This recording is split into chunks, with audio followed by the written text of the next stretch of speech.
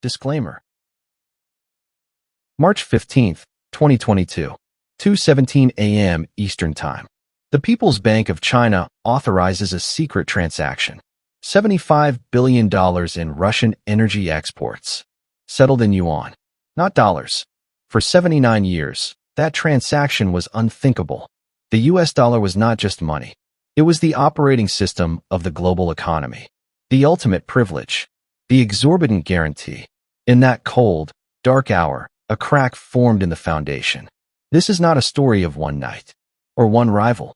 This is the story of the 100-year death of a reserve currency. A terminal pattern. A three-act tragedy written in the blood of empires. History shows us this pattern with terrifying clarity. Every dominant global currency that has ever existed has followed it. The Spanish silver real, the Dutch guilder, the British pound sterling. Each was hailed as eternal, unassailable, the bedrock of civilization itself. Each collapsed through the same three irreversible acts. Act 1. The alliance. The currency becomes the indispensable tool for global trade, backed by supreme economic and military power. A system of financial vassals is created. Act 2. The betrayal. The issuing nation, intoxicated by privilege, begins to abuse its position. It exports inflation. It weaponizes the currency. It spends beyond its means, believing the world has no choice but to fund it. Act 3. The abandonment. Trust fractures.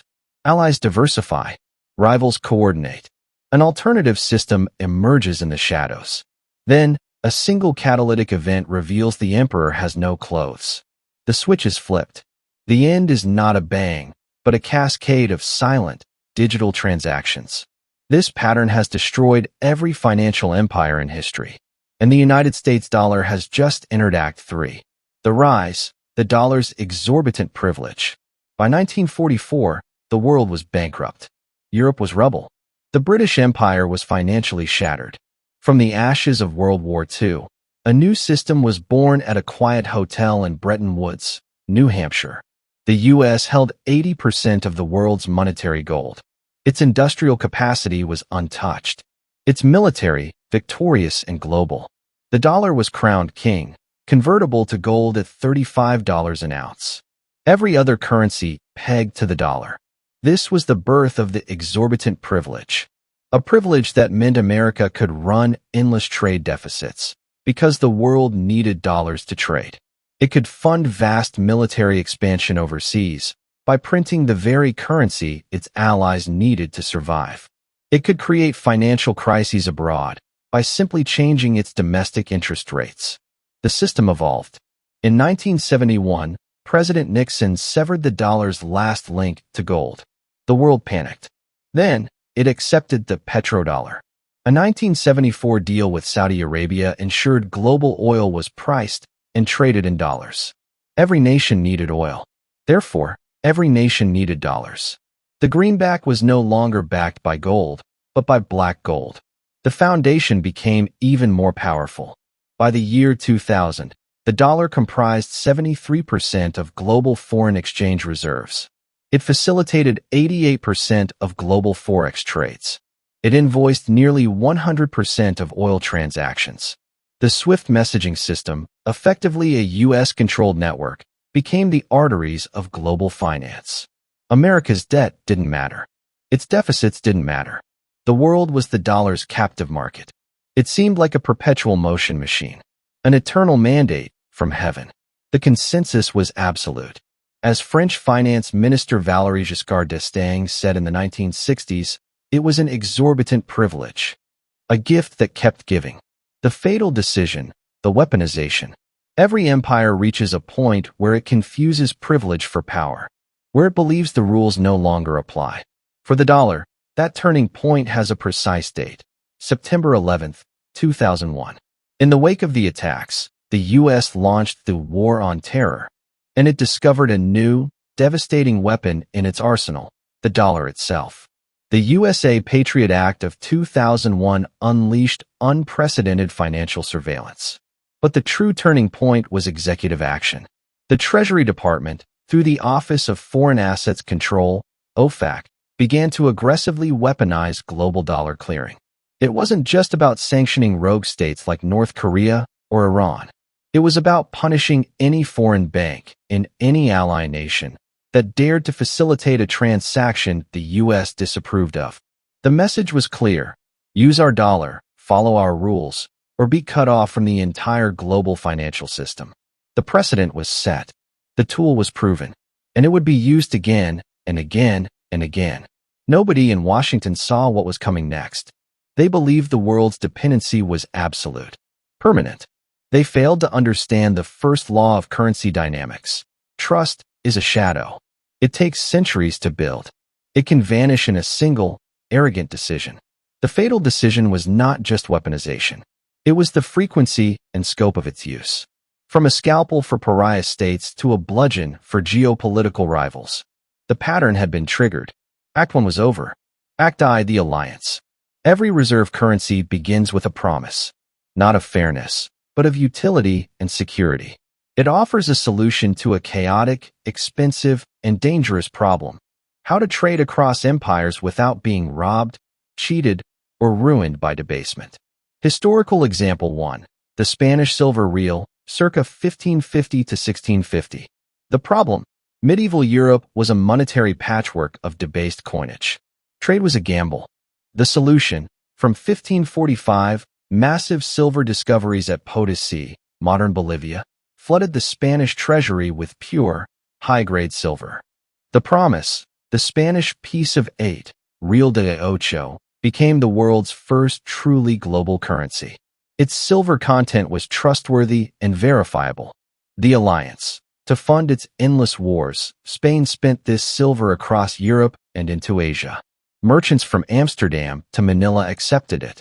It became the essential medium for intercontinental trade, creating a de facto global standard backed by the power of the Spanish Empire and its vast silver fleets.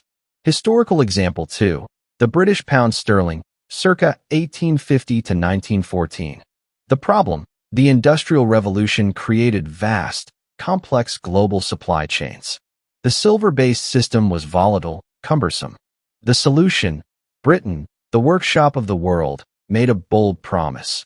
1 pound equals 123.27 grains of pure gold. Convertible on demand. The classical gold standard was born in London. The promise: absolute stability. A trader in Buenos Aires could accept pounds with confidence they held immutable value, backed by the world's foremost industrial, naval, and imperial power. The alliance: the British Empire enforced the Pax Britannica on the high seas. Its banks financed global trade. By 1914, over 60% of world trade was invoiced in sterling. Countries held pounds as reserves to participate in this British-led system of free trade. Historical example 3. The US dollar, 1944-1971/1991. The problem: the utter destruction and monetary chaos of 2 world wars. The solution: Bretton Woods, 1944. The dollar, backed by gold, would be the anchor. All other currencies pegged to it. The promise: America, possessing 80% of the world's gold and intact industries, would be the stable, benevolent hegemon. The alliance: the U.S. Navy guaranteed sea lanes. The Marshall Plan rebuilt Europe with dollars. The petrodollar deal, 1974, locked the world's most critical commodity, oil, into the dollar system. Nations accumulated dollar reserves not out of love, but out of necessity for energy and security. The pattern: Act I is seductive. It offers order out of chaos. The issuing empire provides a public good, trustworthy money, secure trade routes, and in return, gains unimaginable financial power. The alliance is mutual, but unequal. The vassals get stability. The emperor gets a blank check. Act 2. The betrayal. The betrayal is never sudden. It is a slow, entitled rot. The issuing empire begins to mistake the world's dependency for consent. It starts to spend the currency's credibility for short-term domestic or geopolitical gain. The pillars of trust, stability, predictability, neutrality are chipped away. Historical example 1. Spain's price revolution, 1550 to 1650. The decision to fund endless wars against England, France, and the Dutch, Spanish kings resorted to relentless debasement and borrowing against future silver shipments. The betrayal, they flooded Europe with silver, causing massive inflation, the price revolution. The value of the real's silver content began to diverge from its purchasing power. Creditors were paid in devalued coin. The data, prices in Spain increased by approximately 500% over the 16th century. The dependable piece of aid became a vector of inflation, destroying the savings of its users. The quote, French scholar Jean Bodin observed in 1568, "The principal cause of the rise in prices is the abundance of gold and silver." Historical example 2, Britain's fiscal exhaustion, 1914 to 1944. The decision to finance World War I, Britain suspended pound convertibility to gold. It printed. It borrowed massively from its own colonies and from the United States. The betrayal, the promise of gold convertibility was broken. Post-war, Britain tried to return to the gold standard at the pre-war parity, a move that crippled its industry with deflation.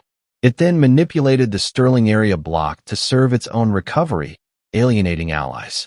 The data, UK war debt soared from 25% of GDP in 1914 to over 180% by 1920. Its net international creditor position vanished. It became a debtor to the US. The lesson, the empire weaponized the sterling system to support itself, revealing the currency was now an instrument of British survival, not global stability. Historical example 3, America's trifecta of abuse, 1971 present.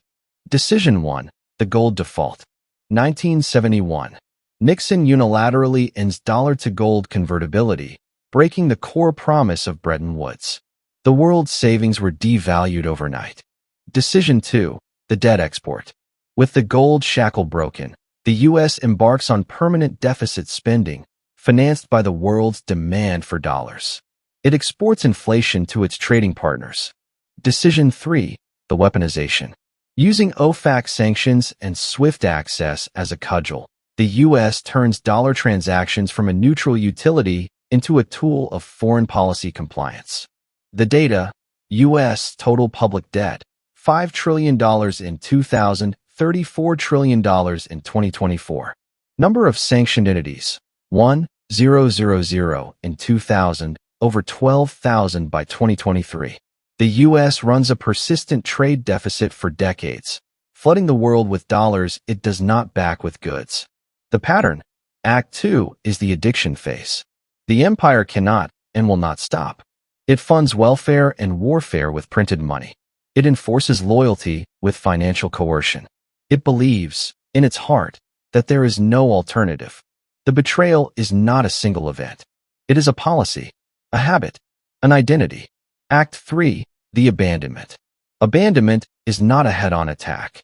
It is a quiet, strategic retreat. It begins in the margins, in the transactions no one headlines. Allies and rivals, recognizing the betrayal is permanent, begin to build an exit ramp. They do not announce it. They prepare for it.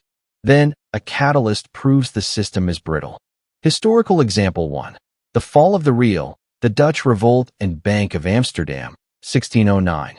The catalyst, the Dutch revolt, 1568 to 1648. Spain's relentless wars and inflation-fueled rebellion in its wealthy provinces. The abandonment. In 1609, the Dutch established the Amsterdam Wisselbank, exchange bank. It created a stable, deposit-based banking currency and a bullion market that operated outside the Spanish silver system. The mechanism, merchants could deposit debased Spanish reals, receive a stable bank guilder credit for trade, and settle balances without moving physical, volatile silver. The result, the financial center of Europe shifted from Seville to Amsterdam. The world's most trustworthy money was no longer issued by an empire, but by a bank serving commerce. The real was abandoned for utility. Historical example 2, the dethroning of the pound, the 1956 Suez Crisis. The catalyst, Britain, France, and Israel invade Egypt to seize the Suez Canal. The abandonment. The U.S., opposed to the invasion, used financial leverage. It refused Britain emergency loans and threatened to sell its sterling bond holdings, collapsing the pound. The mechanism: the U.S. weaponized the dollar-based system against the previous reserve currency issuer. Britain was forced into a humiliating withdrawal. The event proved that Britain's financial sovereignty was an illusion, dependent on U.S. dollar support. The result: the 1960s saw a run on sterling. Global reserve managers, led by France, aggressively converted pounds to gold. By 1972, the sterling area was formally dissolved. The abandonment was complete. Historical example 3, the Soviet collapse and the dollar's end of history mirage, 1991. The catalyst: the dissolution of the USSR. America stood as the unchallenged hyperpower. The illusion: this was mistaken for the end of history. The dollar's dominance was seen as the permanent endpoint of finance. Act 3 was declared impossible. The reality: the unilateralism of the 2000s, Iraq, sanctions, and the financial crisis of 2008 planted the seeds. The world saw the dollar system as volatile and weaponized, but with no viable alternative. The preparation: this is the critical phase. China began 1. Bilateral swap lines, over 3 trillion yuan with 40-plus central banks since 2009. 2. The Belt and Road Initiative, trillions in yuan-denominated infrastructure financing. 3. The creation of alternatives, CIPS for cross-border yuan, digital yuan trials. They were not attacking. They were building a lifeboat system, quietly, for 15 years. The pattern: Act 3 begins with preparation in the shadows. A rival or a coalition builds a parallel system. It is clunky, limited, and regional at first. Then, a geopolitical shock reveals the emperor's vulnerability. Trust, once broken, does not return. The alternative system waits, tested and ready, for the moment of transition. The old currency doesn't vanish. It just ceases to be essential. And the United States dollar is in Act 3. Right now, the abandonment is not a future event. It is a present process. The catalyst has already struck. The catalyst: February 26, 2022. 3 days after Russia invaded Ukraine, the US and EU moved to sanction Russia's central bank. They froze approximately $300 billion of its sovereign dollar and euro reserves. An unprecedented weaponization of the very bedrock of global finance, sovereign reserve assets. Every finance minister, every central banker in Beijing, Riyadh, New Delhi, and Brasilia watched. And they realized a fundamental truth: there is no such thing as a neutral dollar reserve. In a crisis, it is not your asset. It is a political instrument of Washington. The revelation was seismic. The exorbitant privilege had revealed its final, terrifying form: the power to confiscate. The trust was broken, not just with pariahs, with every nation that might ever find itself at odds with U.S. foreign policy. Current evidence of abandonment: de-dollarization of reserves. The USD share of global central bank reserves has fallen from 73% in 2001 to 58% in Q4 2023, its lowest level in 3 decades. The 15-point drop is not a drift, it is a controlled jettison. The gold signal: central banks are buying gold at a record pace. 2022 and 2023 saw the highest annual net purchases on record, 1,081 and 1,037 tons respectively. This is not speculation. It is the deliberate, silent substitution of a geopolitical asset, dollars, for a neutral yuan gold. Bilateral trade pacts. China settles over 50% of its cross-border trade in yuan in 2023, up from near zero in 2010. Russia and India trade in rupees and UAE dirhams. Saudi Arabia agrees to consider yuan-priced oil contracts. These are not headlines. They are plumbing. They are rerouting the pipes of global trade. The BRICS Plus expansion. The 2024 inclusion of Iran, UAE, Egypt, and Ethiopia into BRICS is not an economic bloc. It is a de-dollarization coalition. It creates a network for bilateral, non-dollar trade among the world's key commodity producers and consumers. Stage 3 indicators in real time. Indicator 1, weaponization frequency. The number of OFAC-sanctioned entities has grown over 1,000% since 2000. The tool is now used so routinely it has become background noise and a perpetual advertisement for alternatives. Indicator 2, U.S. debt service. Net interest payments on U.S. debt are projected to exceed $1 trillion annually by 2025. This is not just a number. It is a gravitational pull that absorbs global capital, forcing more dollar printing to fund it, a self-defeating spiral.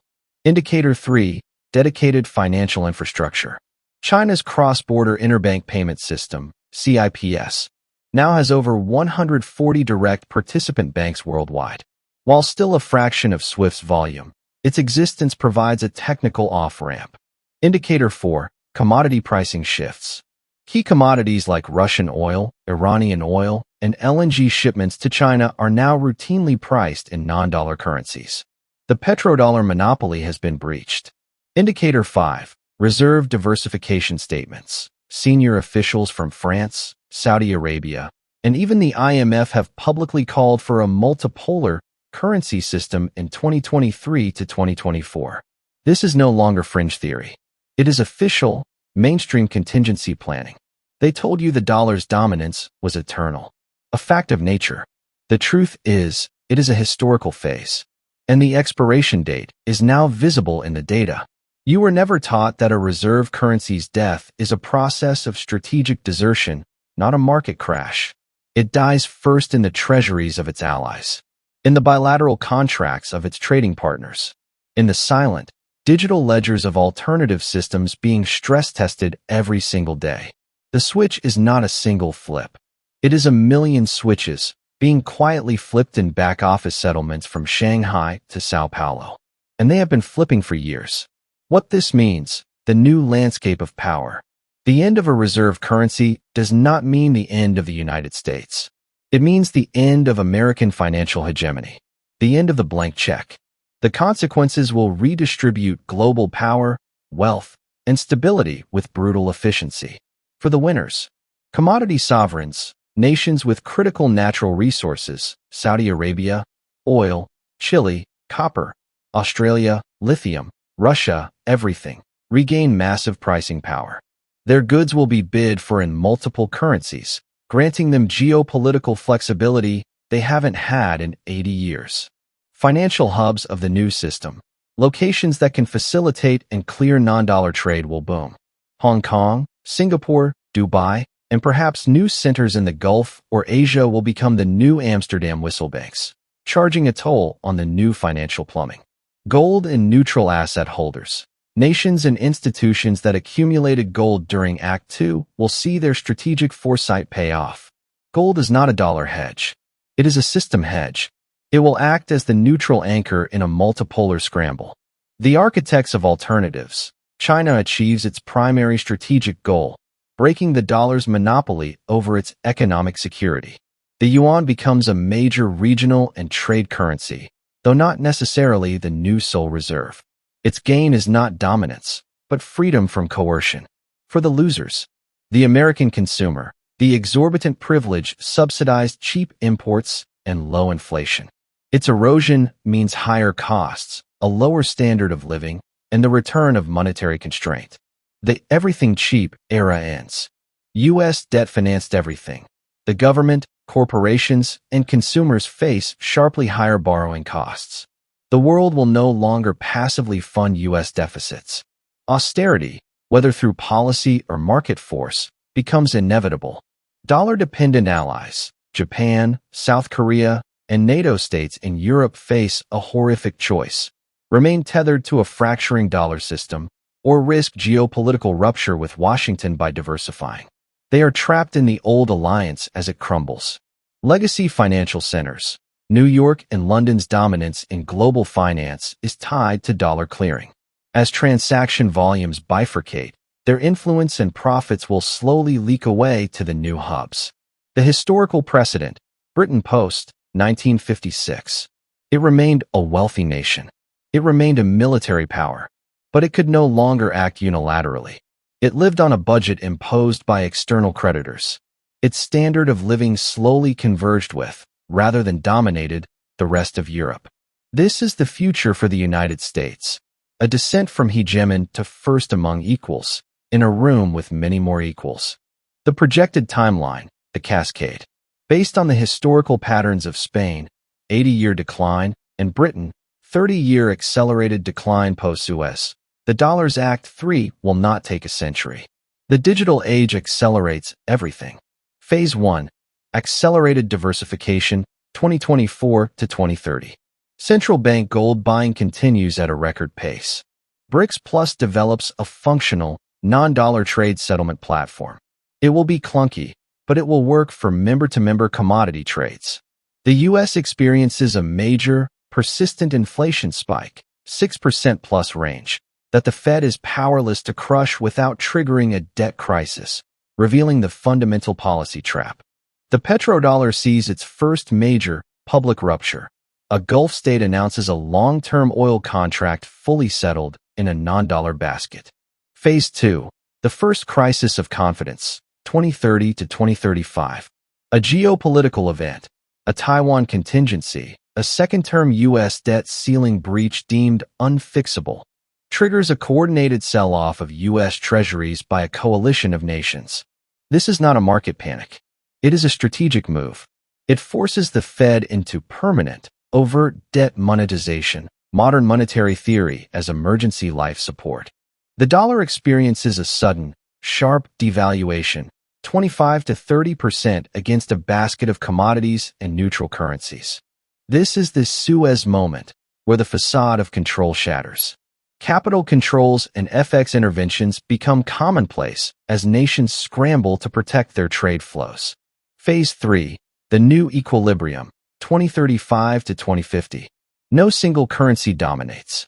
The system bifurcates into 3 blocks: a dollar block, U.S., closest allies, Americas; a yuan/commodity block, China, BRICS Plus, resource nations; and a neutral/digital block, CBDCs, gold token systems, EU attempting strategic autonomy. Special drawing rights, SDRs, or an IMF-managed basket of currencies see a vastly expanded role as a neutral reserve asset for settling imbalances between blocks. The U.S. military's global reach contracts due to budgetary reality. Security guarantees become conditional on currency allegiance. A new, unstable multipolar financial order is born. It is less efficient, more volatile, and riddled with new friction. But it is built explicitly to avoid a single point of failure and a single point of coercion. The bottom line. The pattern is clear. The precedent is proven. The triggers have been pulled. The question is no longer if the dollar will lose its unchallenged reserve status. That process is underway. The only questions are how fast the abandonment accelerates and how violently the transition will be. For 80 years, the world lived under a dollar standard. For the next 25, it will live through the messy, turbulent, and inevitable process of escaping it. The financial climate has already changed. The storm is not on the horizon. You are feeling the first winds. This documentary has presented a historical analysis based on established patterns of monetary history and publicly available economic data.